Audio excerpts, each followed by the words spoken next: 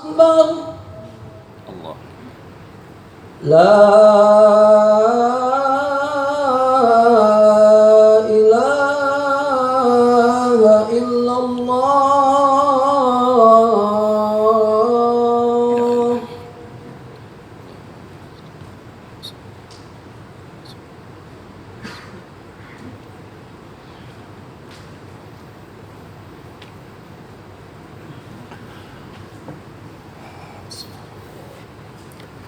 Innal hamdalillah nahmaduhu wa nasta'inuhu wa nastaghfiruh wa na'udzu billahi min sururi anfusina wa min sayyiati a'malina may yahdihillahu fala mudhillalah wa may yudhlil fala hadiyalah. Asyhadu an la ilaha illallah wa asyhadu anna Muhammadan abduhu wa rasuluh. Allahumma shalli ala Muhammad wa ala alihi washabihi wa man tabi'ahum illa yaumiddin. Ya ayyuhalladzina amanu ittaqullaha haqqa tuqatih wa la tamutunna illa wa antum muslimun. Ya ayyuhalladzina amanu kutiba alaikumus syiyam kama kutiba alal ladzina min qablikum la'allakum tattaqun. Amma ba'd. Masyarul muslimin, sidang jamaah Jum'ah Wisma IKPT lantai 14 yang insya Allah sama-sama kita mendapatkan rahmah dan berkah dari Allah Subhanahu wa Ta'ala. Alhamdulillah, khatib berwasiat untuk diri khatib sendiri dan untuk seluruh jamaah agar marilah sama-sama kita meningkatkan ketakwaan kita kepada Allah Subhanahu wa Ta'ala dengan sebenar-benarnya takwa, yaitu dengan cara menjalankan segala perintah-perintahnya dan menghindarkan dari segala larangan-larangannya. Ma'asyiral muslimin rahimakumullah, hari ini adalah hari yang sangat istimewa karena hari ini adalah hari Jumat dan berada di bulan yang istimewa pula, yaitu bulan Ramadan. Secara Masehi, bulan ini pun juga istimewa. Karena di bulan April inilah Rasulullah SAW dilahirkan. Ada yang menyebutkan sekitar tanggal 20 April, 23 April, dan sekitar itu. Jadi, tidak ada salahnya apabila kita kembali melihat di bulan Ramadan adalah bulan yang sangat istimewa, karena disinilah semua pintu langit dibuka. Ketika kita susah untuk bertobat di bulan-bulan sebelumnya, tetapi pada saat bulan Ramadan ini justru Allah menunggu taubat kita. Bulan Ramadan ini adalah bulan di mana diturunkan perintah puasa. Ada 3 paket perintah puasa di dalam Quran yang diturunkan secara berangsur-angsur. Paket pertama adalah Al-Baqarah ayat 183 dan 186. 183 sampai 186. Ini turun pada tanggal 2 Sya'ban tahun 2 Hijriah. Isinya, kontennya adalah tentang tata cara berpuasa, tujuan berpuasa, dan sejarah puasa. Di dalamnya mengandung beberapa aspek tentang hukum fikih dalam berpuasa. Kemudian gelombang kedua, perintah puasa turun pada Al-Baqarah ayat 187 pada tanggal 7 Ramadan tahun 4 Hijriah atau merupakan Ramadan ketiga. Isinya adalah tentang bolehnya mendatangi istri di malam hari pada bulan Ramadan. Kemudian gelombang ketiga, Ramadan atau puasa ini turun Al-Baqarah ayat 188 pada tanggal 27 Ramadan tahun 5 Hijriah atau ini merupakan Ramadan keempat. Isinya adalah tentang hikmah puasa dan summary dari puasa, ujung-ujungnya takwa dan menghindari riba. Ma'asyiral muslimin rahimakumullah. Uniknya di dalam Al-Baqarah 187 yang merupakan gelombang kedua tadi, tentang bolehnya mendatangi istri di malam hari pada saat bulan Ramadan. A'udzubillahi minasyaitonirrajim. Bismillahirrahmanirrahim. Uhilal lakum lailatash syamir rafasu lin nisaikum. Uhilal lakum, dihalalkan bagimu. Lailatash syimar, pada malam bulan puasa, rafasu illa nisaikum, bercampur dengan istrimu. Artinya di sini bahwa ayat ini turun pada Ramadan ketiga.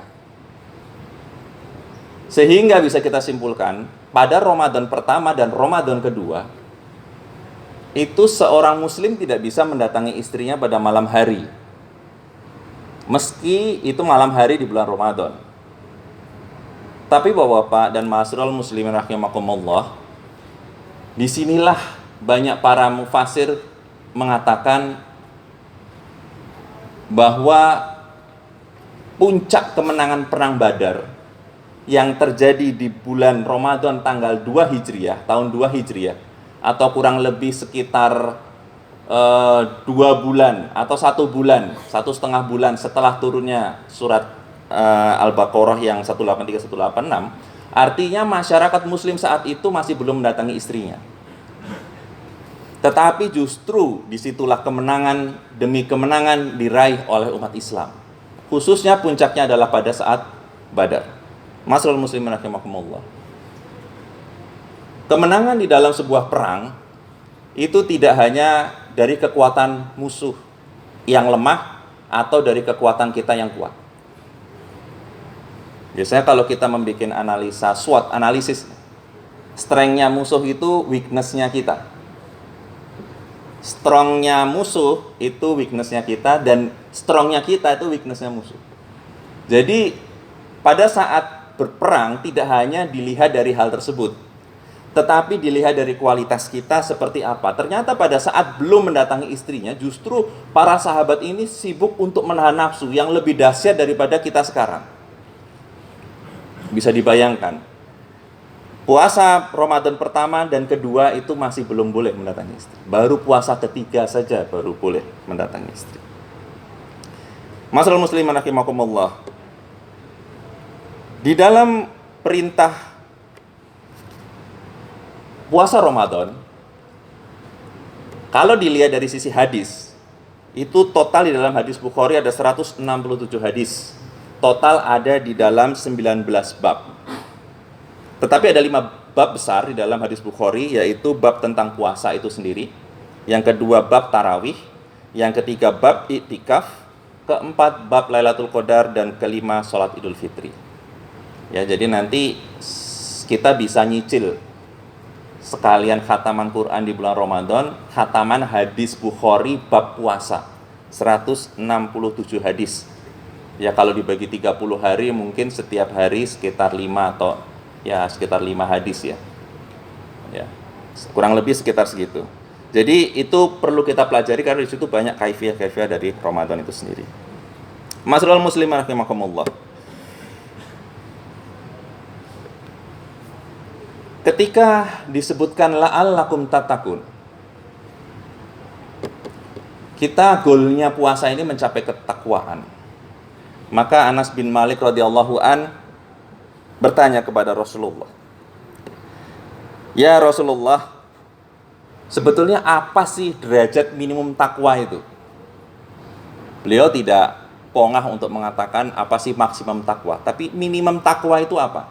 Ini saya kira perlu diperhatikan juga oleh kita-kita yang mungkin dengan kesibukan yang ada sehingga kita kadang-kadang susah untuk bisa mencapai maksimum takwa. Tetapi paling tidak mari kita mencapai minimum takwa. Di dalam hadis dari Sunan Tirmizi 2408 disebutkan, Rasulullah menjawab, "Man tawakal 5, barang siapa menjamin kesucian baina layaihi, di antara dua rahangnya, ya. Wa ma baina rijlaihi, dan di antara dua kakinya. Tawakkaltu lahu bil jannah. Artinya aku menjaminkan surga baginya. Artinya di sini apa? Minimum derajat ketakwaan adalah bisa menjaga lisan dan menjaga kemaluan. Di sini sudah dijelaskan. Menjaga lisan itu banyak. Antara lain menjaga dari pembicaraan yang tidak perlu, marah, ya. Kemudian dusta, ghibah, macam-macam. Itu susah sekali zaman sekarang. Sekarang mungkin kita tidak menggunakan mulut, menggunakan jari. Mau ghibah, mau fitnah, mau marah, mau apa gitu ya. Tetapi itu tidak menggantikan esensi tadi. Makanya ketika lisan ini berbicara, jangan sampai juga mempersulit orang lain. Karena pada suatu hari ketika Rasulullah melakukan fit and proper nih, Pak, kepada Mu'az bin Jabal ketika mau menjadi gubernur Yaman, apa yang akan kau lakukan ya Mu'az ketika engkau nanti menjadi seorang gubernur di Yaman? Lalu Mu'az berkata, aku akan berhukum dengan hukum Allah. Lalu Rasul bertanya lagi, ketika hukum Allah tidak ada di situ, ketika tidak mengcover itu, apa yang kau lakukan ya Mu'az? Mu'az menjawab, aku akan menggunakan hadis-hadis, aku akan menggunakan tutur katamu, penyampaian-penyampaian yang pernah engkau lakukan dan yang pernah engkau berikan kepada kami. Baik Mu'az, ketika itu tidak bisa, apa yang engkau lakukan ya Mu'az? Aku akan mencari dan memudahkan umatku untuk menentukan hukum yang terbaik. Lalu Rasulullah berkata, sodakta ya Mu'az, benar apa yang kamu sampaikan ya Mu'az. Artinya di sini Rasulullah membenarkan tentang step-step untuk menentukan hukum. Hukum Allah, hukum Rasul, baru hukum yang biasa dilakukan di masyarakat tersebut. Masyaallah muslimin rahimakumullah, di akhir kata Rasulullah menyimpulkan dan memberikan statement kepada Mu'az bin Jabal. Ya Mu'az, yasiru wala tu'asir. Mudahkan, jangan membuat susah urusan orang. Ibnu Hajar al-Asqalani yang mensyarah hadis Bukhari ini menarik ketika menjelaskan tentang yasiru wala tu'asir. Mudahkan, jangan dipersulit. Di sini Ibnu Hajar al-Asqalani menyebutkan apa sih yang tidak boleh dipersulit. Ternyata ada 4 hal menurut beliau. Ya, silakan bisa dibaca di buku Fathul Bari tentang yasiru wala tu'asir. Ibnu Hajar mengatakan apa yang harus dimudahkan. Pertama, mudahkan masyarakat untuk menjalankan ibadah. Jangan dipersulit untuk ibadah. Ya. Kemudian yang kedua, mudahkan orang untuk silaturahim. Jangan dibuat prosedur aneh-aneh hanya untuk melakukan silaturahim. Ya. Ini Ibnu Hajar ya. Karena memang yang namanya sejarah itu Pak, itu kalkulasinya itu melebihi matematika. Kemudian akan berulang terus. Ya. Mu'az bin Jabal sudah mendapatkan wejangan ini dari Rasul dan itu disyarahkan oleh Ibnu Hajar. Jadi pertama, mudahkan ibadah orang. Kedua, mudahkan silaturahim orang. Yang ketiga, mudahkan pendidikan umat. Artinya pendidikan jangan semakin lama semakin mahal. Semakin mahal pendidikan, semakin kita menjadikan industrialisasi sekolah, maka ini adalah menjadi kiamat kecil ini bagi kita. Karena itu tidak sesuai dengan yasiru wala tu'asir. Dan yang keempat yang disampaikan Ibnu Hajar, mudahkan harga-harga makanan pokok. Jadi tidak ada yang namanya harga panganan pokok itu bisa melambung sedemikian tinggi. Dan dalam Islam dijelaskan bahwa fungsi subsidi negara itu ada. Makanya kalau kita menjadi seorang pejabat siapapun itu, ketika kita mempelajari sirah nabawiyah dan hadis, insya Allah kita bisa banyak belajar dari situ. Ya, jadi jangan nggak ada zaman Rasul mungkin harga minyak goreng naik gitu. Itu sampai orang antri ya, kalau dulu kenapa kita belajar baris berbaris, ternyata sekarang diimplementasikan untuk antri gitu ya. Nah ini yang adalah sesuatu yang mungkin perlu kita pelajari. Ternyata Ibnu Hajar mengatakan apa yang harus dimudahkan di dalam hadis yasiru walatu asir. Masyarul muslimin rahimakumullah, ketika dikatakan bahwa kita harus menjaga lisan, maka yang kedua jangan juga kita membiarkan kemaluan itu untuk tidak terjaga, karena ini adalah minimum takwa Pak yang harus. Makanya nggak usah nyalon pejabat-pejabat yang keduanya ini nggak bisa. Kenapa? Ini ada sebuah kisah. Ketika Indonesia melakukan suatu perundingan dengan Belanda, perundingan dengan Jepang. Nah, ini, ya. Ini kalau mau dapat rumus bisa berunding dengan Jepang menang, itu Pak ya. Itu pelajari cara ini. Kita melihat bagaimana Haji Agus Salim. Kita melihat bagaimana Hos Cokro Aminoto, Haji Omar Said Cokro Aminoto, Haji Agus Salim, Muhammad Rum, Muhammad Natsir, ya, Jenderal Sudirman. Mengapa mereka itu adalah orang-orang yang dipakai Bung Karno untuk melakukan negosiasi dengan Belanda? Karena mereka ini orang-orang yang menjaga dua hal tadi, menjaga lisannya dan menjaga kemaluan. Di dalam majalah Al-Hidayah, Haji Agus Salim pernah berkata, berapa kali aku diganggu oleh wanita-wanita Belanda, berapa kali aku diganggu oleh wanita-wanita Jepang. Tetapi Haji Agus Salim tidak sama sekali tidak terpengaruh oleh hal tersebut. Akhirnya perundingan demi perundingan menang kita Pak, dengan Jepang atau dengan Belanda. Kita nggak bisa disogok, kita nggak bisa diapa. Itu luar biasanya. Bahkan seorang Pak Karno pun itu merasa kayaknya bukan saya yang harus masuk ke perundingan, tapi Agus Salim, tapi Hos Cokro Aminoto, tapi M. Natsir. Di situ bisa kita melihat bahwa perunding-perunding negosiator Indonesia itu selalu menjaga dua hal. Makanya kalau kita mau menang nih Pak, dua hal itu harus kita. Beberapa waktu yang lalu kita mendapatkan kursus khusus tentang negosiasi. Nah, itu harus di blending Pak dengan Islam. Kalau kita punya ilmu negosiasi, mantap ya. Itu ada yang bagaimana negosiasi itu accept, ada yang bagaimana harus ada 5 ya. Bagaimana cara kita melakukan negosiasi, ada yang dilepas, ada yang dikolaborasi, ada yang di accept, ada yang diterima, ada yang dilupakan gitu kan. Macam-macam, ada 5 hal untuk negosiasi. Tapi tanpa kita bisa membekali diri kita dengan membatasi dua hal tadi, susah.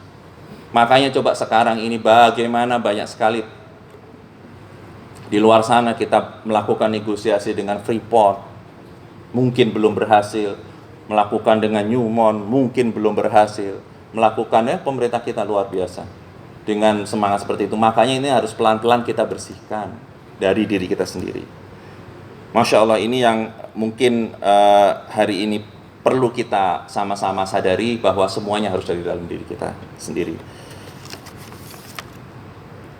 Aku qauli hadza wa astaghfirullahal azim li wa lakum innahu huwal ghafurur rahim.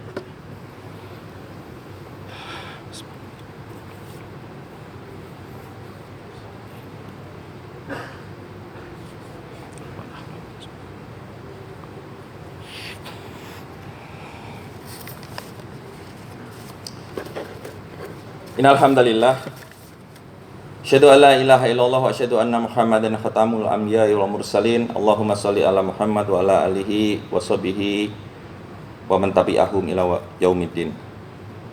Masyarul muslimin rahimakumullah, untuk menutup khutbah kita yang kedua ini, selain kita harus menjaga lisan dan kemaluan, paling tidak juga kita harus bisa menjaga dari sifat cinta kepada harta. Cinta kepada harta, cinta kepada dunia ini juga ya, itu dilatih dalam puasa. Puasa ini adalah satu-satunya ibadah yang tujuannya ngerem. Kalau ibadah lain itu tujuannya gas. Ayo syahadat, jalankan. Ayo sholat, jalankan. Ayo zakat, jalankan. Ayo haji, jalankan. Tapi puasa, tahanlah. Karena sehebat apapun Rossi kalau main motor, dia nggak akan berani ngebut kalau remnya nggak ada. Karena apa? Umat Islam ini berbahagia. Karena punya rem, punya gas. Banyak mungkin umat lain yang tidak punya gas tapi nggak punya rem. Sehingga pada saat ingin mengendalikan nafsu kita, itu susahnya minta ampun. Tapi kita sudah terbiasa dengan melakukan itu. Syukur-syukur nanti di treatment. Treatmentnya dengan apa? Senin Kemis, insya Allah. Tindak tanduk kita minimal dalam seminggu itu ada 2 hari yang kita tuh agak bener gitu. Ya. Minimal hari Senin dan Kemis itu kita agak bener gitu. Itu paling tidak kita punya benchmark gitu. Ya. Karena di dalam, kalau kita setiap hari sering melakukan zikir pagi, itu kan ada wa a'udzubika min kholabatid daini wa khorir rijal, ya kan? Artinya, ya Allah, aku berlindung kepadamu ya Allah dari cengkraman hutang dan penindasan orang. Makanya ketika kita lihatnya itu hanya ke dunia, itu rata-rata orang tuh kepingin hutang walaupun karena belum mampu melakukan hutang. Padahal menurut Ibnu Qudamah bahwa pintu masuknya riba itu adalah dari hutang. Makanya kita harus sadarlah, seperti apapun yang diberikan Allah ini adalah yang terbaik bagi kita. Ketika kita masuk ke dalam lorong hutang, bukan tidak mungkin kita nanti akan masuk ke dalam lorong riba. Bahkan Ibnu Qudamah sudah menjelaskan tentang itu. Hati-hatilah bahwa pintu riba itu salah satunya adalah hutang. Ya, maka kita hidup apa adanya. Makanya sangat mengkhawatirkan ketika TV kita sekarang lebih banyak menunjukkan sesuatu yang sifatnya hedonisme. Ada sultan ini, ada sultan itu, ada sultan ini. Ya. Ini luar biasa, merusak bangsa kita, terutama bagi teman-teman kita, saudara-saudara kita yang kebetulan belum beruntung saat ini di dunianya. Ya. Punya ekspektasi yang besar untuk mencapai itu, dan itu bisa dilakukan dengan berbagai macam hal. Makanya jangan heran justru acara-acara seperti itu akan mengundang kriminalitas. Justru acara-acara semacam itu akan mengundang riba, akan mengundang laknat Allah Subhanahu wa taala. Insyaallah kita sama-sama berdoa agar kita dan keluarga kita bisa terhindar dari hutang yang mencekik. Kita juga terhindar dari penindasan orang lain. Sering-seringlah melakukan zikir pagi, khususnya di beberapa hal yang tentu saja bapak-bapak dan ibu-ibu mungkin sekarang sedang mengalami sesuatu yang itu cukup lengkap di dalam zikir pagi, sehingga kalau ada sesuatu yang disitu banyak-banyaklah terus beristighfar, banyak-banyaklah terus membaca zikir-zikir tersebut. Mari kita sama-sama berdoa kepada Allah Subhanahu wa taala. Insyaallah kita dan keluarga kita dan perusahaan kita, atasan-atasan kita, semua teman-teman kita bisa mendapatkan keberkahan dari Allah Subhanahu wa taala, terhindar dari hutang-hutang yang mencekik, dan dipermudah untuk mendapatkan rezeki yang halal. A'udzubillahi minasyaitonir rajim. Bismillahirrahmanirrahim. Allahumma arinal haqqo haqqo warzuqna ittiba'ah wa arinal batila batila warzuqna ijtinabah. Raditu billahi robah wa bil islami dina wa bi muhammadin nabiyya wa rasula. Rabbi zidni ilma warzuqni fahma. Allahumma fir lil muslimina wal muslimat wal mu'minina wal mu'minat al ahya'i minhum wal amwat innaka sami'un qaribun mujibu da'wah. Rabbana la tu'akhidna in nasyi'na aw akhtana. Rabbana wa la tahmil alaina isran kama hamaltahu alal ladina min qablina.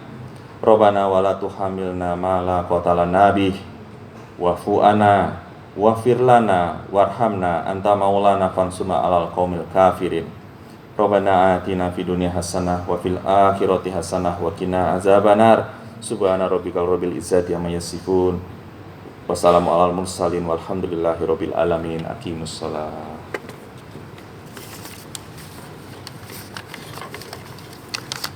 Allahu Akbar, Allahu Akbar. Asyhadu an la ilaha illallah.